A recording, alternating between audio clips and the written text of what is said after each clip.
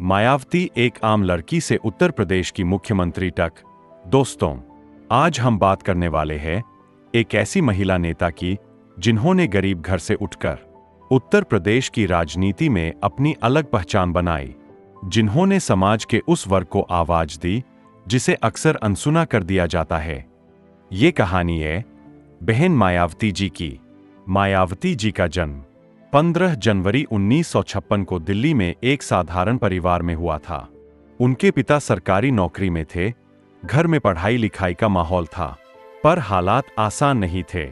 बचपन से ही मायावती जी के अंदर कुछ करने का जज्बा था। वो चाहती थीं कि एक दिन समाज में अपना नाम बनाए। पढ़ाई पूरी करने के बाद उन्होंने दिल्ली यूनिवर्सिटी से BA, फिर लॉ और B.Ed की डिग्री ली।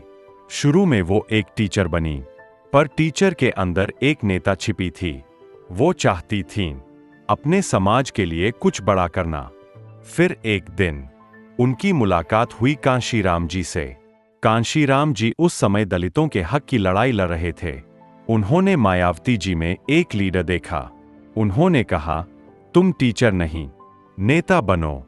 बस वहीं से मायावती जी की जिंदगी का रास्ता बदल गया। कांशीराम जी ने उन्हें राजनीति में लाया और साथ में बनाई बहुजन समाज पार्टी यानी BSP। 1980 के दशक में मायावती जी ने राजनीति में कदम रखा। उनकी आवाज में दम था, बोलने का अंदाज सच्चा था और आत्मविश्वास ऐसा जो लोगों के दिलों को छू गया। 1995 में वो उत्तर प्रदेश की पहली दलित महिला मुख्यमंत्री बनी। इतिहास बन गया। एक आम लड़की से लेकर मुख्यमंत्री तक का सफर। मायावती जी ने 4 बार यूपी की कमान संभाली।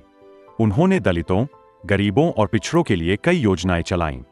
लखनऊ में पार्क और स्मारक बनवाए। कुछ लोगों ने कहा ये दलित गौरव है, कुछ ने कहा पैसे की बर्बादी। लेकिन बहन जी अपने फैसलों पर अड़ी रहीं।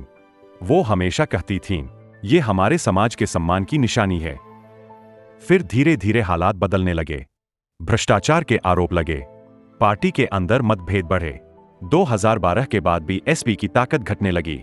नए नेता उभर कर आए, अखिलेश यादव, योगी आदित्यनाथ, और मायावती जी की चमक धीरे धीरे कम होती गई।